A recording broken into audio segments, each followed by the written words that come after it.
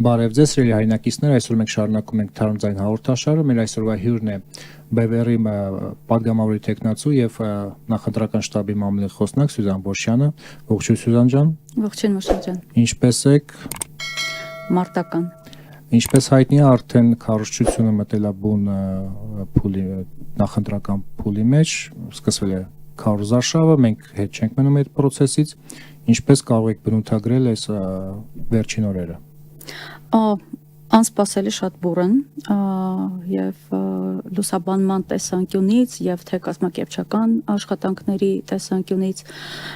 որովհետեւ մենք համատած մյուս քաղաքական ուժերի ավելի ուշ որոշեցինք, որ մասնակցելու ենք ընտրություններին, ուրեմն մեր աշխատանքները մի փոքր ավելի ուշացան ու մոբիլիզացնել այդ ռեսուրսները, աշխատանքները կազմակերպվել, դա ենթադրում է ծավալուն աշխատանքներ ու օրնի բուն կարելի է ասել աշխատանք, որ պետք է ընդգծեմ մեր բոլոր աջակիցները անձնուրաց նվիրումով ընկալելով այն նպատակը, վեհ նպատակը հանուն որի մեր քաղաքական ուժը որոշեց մասնակցել ընտրություններին, մաքսիմում տրվում են աշխատանքին, մաքսիմում իրենց հնարավորությունների չափով անում են։ Եվ այսինքն ստացվում է, քանի որ որոշումը ուշ էր կայացվել, մենք ստիպված ենք ժամանակի հետ կռիվ անենք, որպեսզի մնացած ուժերին փորձենք հասնել։ Կռիվ անել ձևակերպման հետ համաձայն չեմ, ավելի շուտ մի փոքր արագացնել տեմպը։ Լավ։ Ինչ ծրագրով է BBR-ը մասնակցում այս ընտրություններին։ Հիմնական վեկտորները դրանք արտաքին քաղաքականությունն են, երկրի պաշտպանության հարցերը եւ սոցիալ-տնտեսական որ այս ընտրություններում հիմնական տարաձայնությունները, հիմնական մեխը ուժերի միջև տարբերությունը լինելու է միջազգային հարաբերությունները։ Այո, դեռևս երկրի պետական, ռազմավարական ուղղվածությունը արտաքին քաղաքականություն զարգացնելու տեսանկյունից պետք է զարգացնել վստահելի գործընկերների փնտրման նպատակով, որպեսզի մեր երկիրը ավելի ամուր եւ ավելի ապահով լինի Հայաստանի Հանրապետության քաղաքացիների հայերի կենսագործունեություն ապահովելու համար սեփական հողում։ Ինչով ենք մենք տարբերվում այլ ուժերից։ Առաջին հերթին նրանով, որ մեր գաղափարախոսությունը հիմնված է ազգային արժեքների վրա, եւ համոզված եմ մեր հետևորդները տեսել են, որ քարոզարշավը մենք սկսեցինք Մայրաթորից, հետո եկանք ազգային ժողովի դիմաց ելույթ ունեցանք ու շարունակեցինք Մատենադարան։ Միտքն էր, որ ցույց տանք, որ մենք հոգևոր կենտրոնից շարժվում ենք աշխարհիկ քաղաքական կենտրոն, այդտեղից գալով արդեն ետ դեպի մեր պատմամշակութային ժառանգությունների կենտրոն, հա, Մատենադարանը։ Տեսեք, օրինակ այդ ազգային բառը շատ մոդայիկ է, այսպես ասած։ Ի շնորհիվ ազգային ժողովրդավարական BBR-ի։ Եվ շատերն են իրենց որպես ազգային ներկայացնում։ Ինչով ենք մենք այդ ազգայիններից տարբերվում։ Որով բացահայտ է, որ մենք այդ բառը չենք շահարկում զուտ ընտրություններին մասնակցելու համար, հա, տարիներ շարունակ մեր գործունեությունը միտված է հենց ազգային շահերի պաշտպանությանը, օրինակ երբ որ Արցախի հարցն առաջացավ 23 թվականին, մենք այն բացառիկ ուժն էինք, որ առաջինը բարձրաձայնեցին այս խնդրի սուր լինելու հանգամանքը, սկսեցինք մեր միտինգներով, երթերով, հետո արդեն մնացածը սկսեցին, այսպես ասած,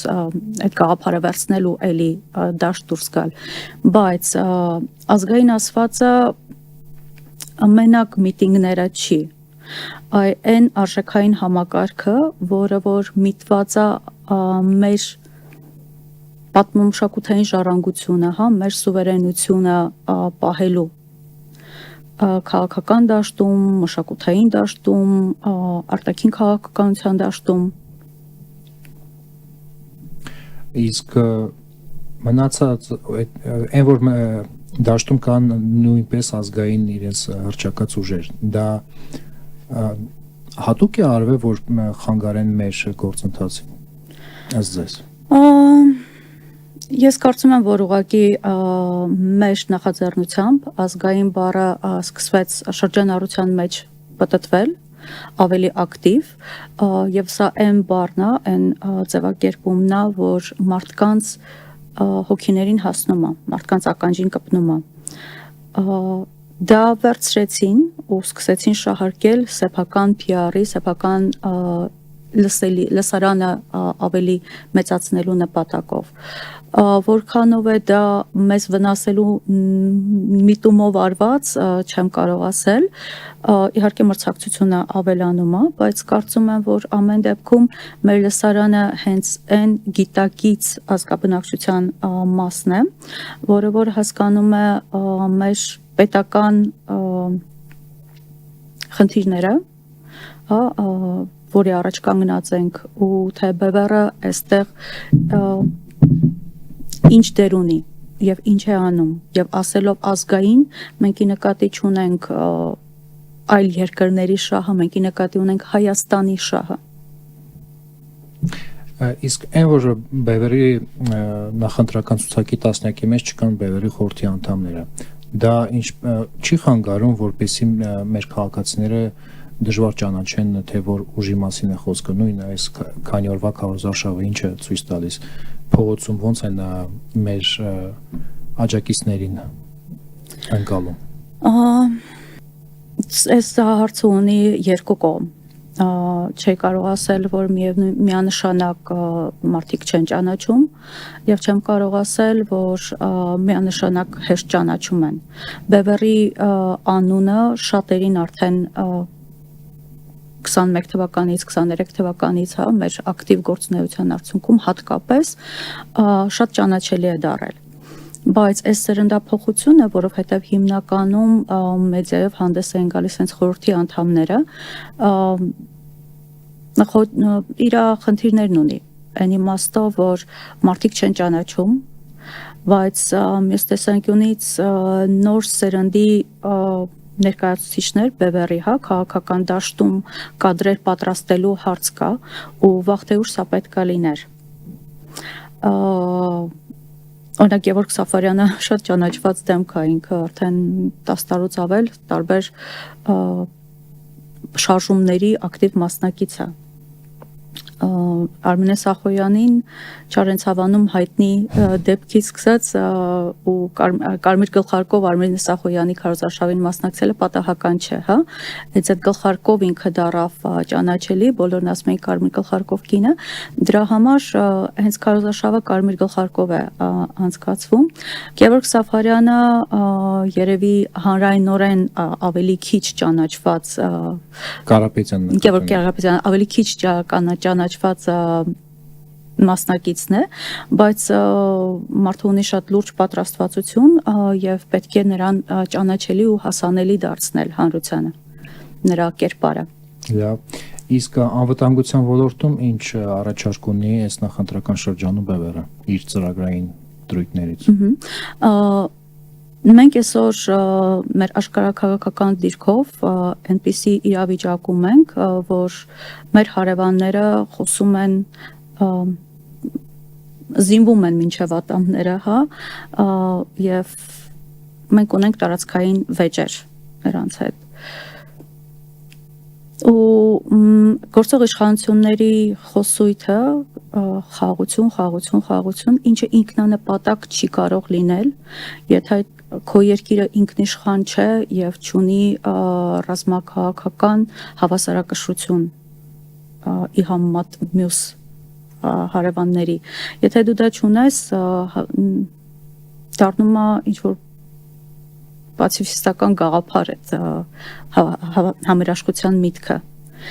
Երբ որ դու ունես ռազմաքաղաքական հավասարակշռություն, այդ դեպքում հետևանք է դառնում համերաշխությունը։ Եվ ոնց հասկանում ենք, արդեն մի քանի օր է ինչ իշխող ուժը փողոցներում է, այդքան էլ իրենց չեն ընկալում որպես խաղաղության ուժ, խաղաղություն բերող ուժ, արդեն իրենք իրենց գործունեությամբ ապացուցեցին, որ խոսքն ու գործը տարբեր է իրենց դեպքում։ Որովհետև երբ որ դու մարդկանց թմրեցնում ես, հա, քո խոստումներով,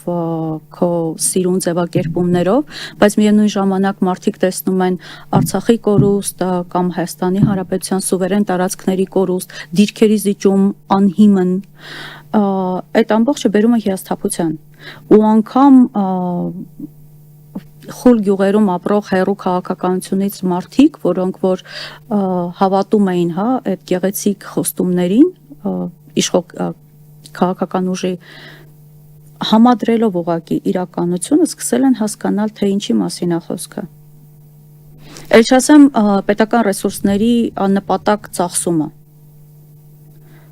Սիրուն շոուն այն դեպքում, երբ որ դու սահմանների պաշտպանության հարց ունես, մի տեսակ չկազմակերպվածության մասին է։ Բայց նույն թոշակների բարձրացումը չի վկայում, որ նույն անապահով խավը դրվելու է այդ ընտրակաշարքին եւ ստիպված ընտրելու է այդ ուժին։ Հա, ցավոք մեծ մասը մեր թոշակառուների ուրախացան այդ հնարավորությունից սեփական առողջության մասին հոգ տանելու, բայց շատերը նաև հասկանում են, որ սա լեգիտիմ ընտրակաշարքի տարբերակ է ու պայմանավորված ազուտ նախընտրական փուլով, որովհետև եթե մենք նայում ենք առողջապահության համակարգում ինչ է կատարվում, այդ անիմաստ թանկացումները, նույն տարակերությունը, հա, աշխատանքի մեջ բժիշկը ավելի շատ զբաղված է ինչ որ թղթեր լրացմամբ, քան թե հիվանդի բուժելու process-ում, էլ չեմ խոսում չգիտեմ, այդ անհավասար աշխատավարձերի բաշխման մասին, բերում է ուղղակի անգամ այդ համակարգում, պետական համակարգում աշխատող մարդկանց հիասթափության, որոնք որ ենթադրենք մտածում էին, որ վայ դե ես չխառնվեմ, իմ գործն ունեմ, իմ աշխատավարձն ունեմ, բայց այս ուժերը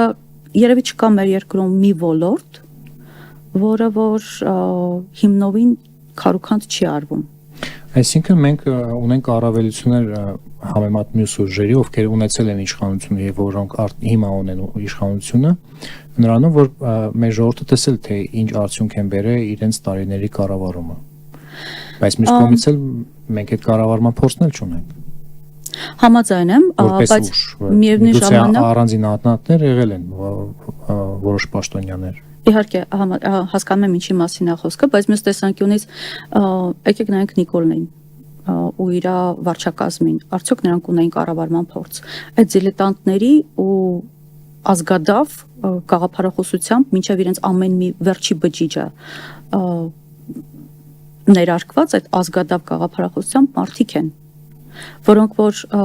ոչ թե լավ եկել եք իշխանության, հա, ոչ թե լծվեն այդ աշխատանքին պետականաշինության, այլ լծված են պետականաքանդման։ Այս իմաստով ես իհարկե հասկանում եմ փորձի կարևորությունը, բայց մյուս տեսանկյունից երևի ավելի կարևոր է մարդու ուղղվածությունը, մարդու գիտակցումը պետության ու պետություն ունենալու, փորձը ձեռք բերովի բանը, այ հայրենասիրությունն ու հայրենանվիրությունը այսօր ցավոք սրտի անգամ ծաղրվում է բլոգերների մակարդակով, իսկ բլոգերները հասկանում են, որ ունենք մեծ դիտարան, շատերը չեն լսում քաղաքական վերլուծական հաղորդաշարներ, բայց նայում են այդ բլոգերներին, իսկ եթե բլոգերը ծաղրում է բանակը, օրինակի համար, հա, դա մտնում է հատկապես երիտասարդ սերնդի ենթագիտակցական շերտ ու ձևավորում է դիրքորոշում վարկ աշխարհընկալում։ Իսկ ինչ նախընտրական գործիքակազմ ենք մենք պատրաստել, որպեսզի ընդգծենք մեր առավելությունները համեմատած մյուս ուժերին։ Դե օրինակ ոնց մենք դառնանք ավելի հասանելի մեր քաղաքացիներին։ Ազգային ժողովրդավարական բևեռը օգտվում է մեդիաներում անվճար քաղաքական գովաստ ցուցադրելու հնարավորությունից, ինչպես նաև մեր կուսակցության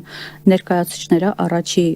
3-5 դեմքերը ակտիվ հրավիրվում են տարբեր հարցազրույցների դեբատներ էլ կլինեն, հուսով եմ կհրավիրեն, նաև մենք քարոզարշավ ենք անցկացնում թե քաղաքում, Երևան քաղաքում, թե մարզերում, հիմնական դա արվում է օրվա առաջի հատվածում եւ երկրորդ հատվածում արդեն կախված մեր խմբերի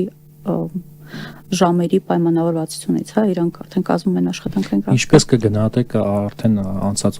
նախընտրական այդ քարոզարշավի օրերի ոնց են արձագանքում մեր քաղաքացիները։ Գիտեք, շատ հետաքրքիր է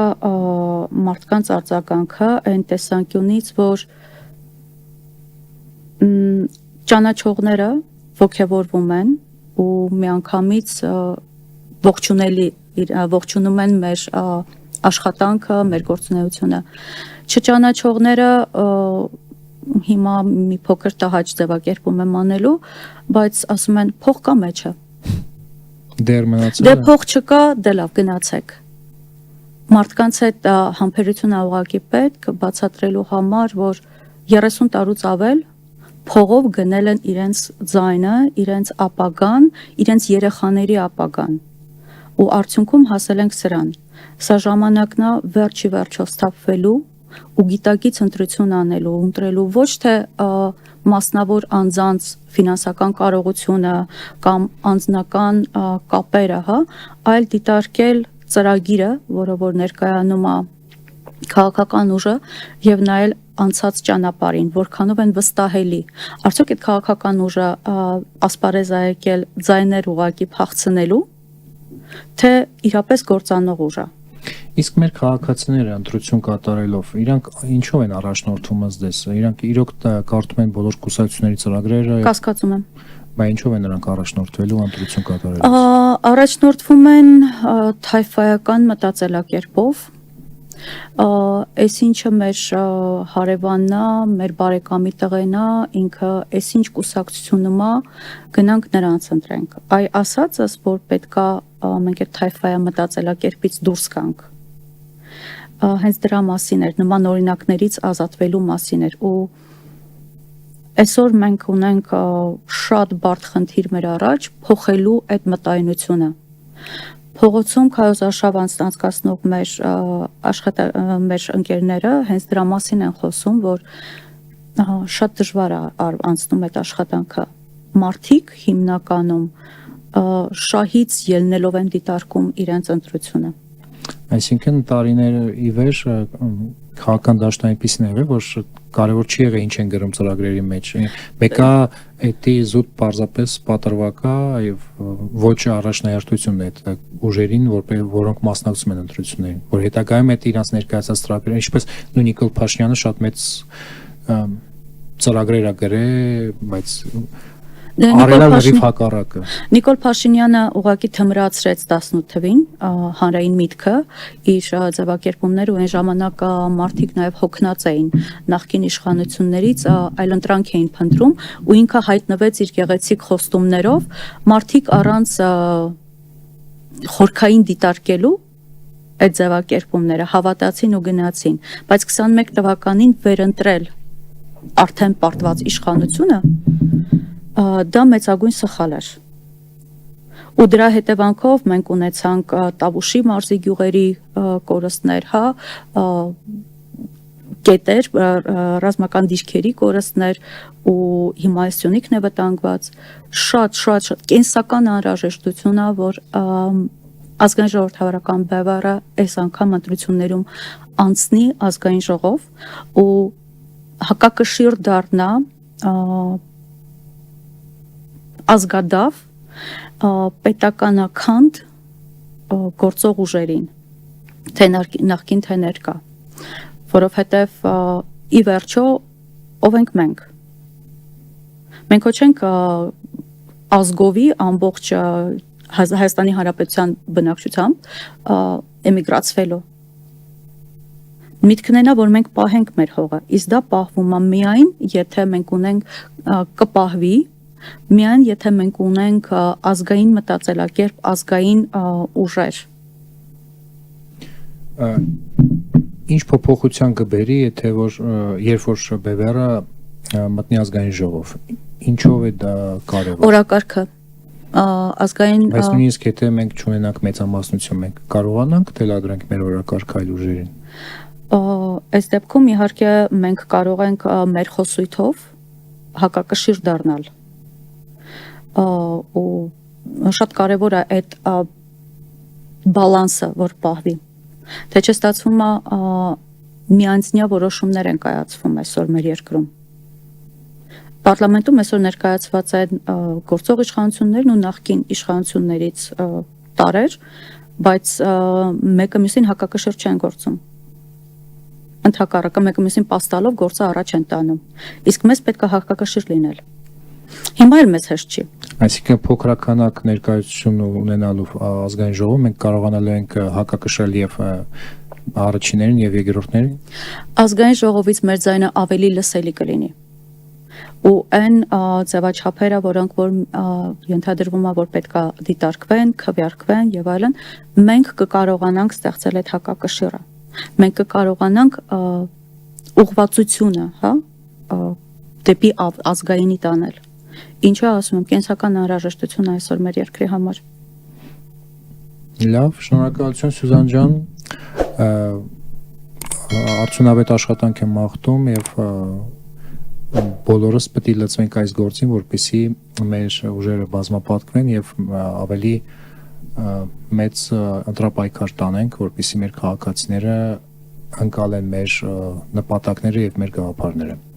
Շնորհակալություն ձեզ, հարգելի հայրենակիցներ, հույսով եմ չեք մերժի մեր խնդրանքը լայքեր այս տեսանյութերը, կիսվել նրանցով եւ տարածել ձեր շրջապատի մեջ մեր մտքերը եւ գաղափարները։ Մենք էլ մասնակցում ենք քարոզարշավին եւ շարունակում ենք պայքարը։ Մինչ նոր հանդիպում։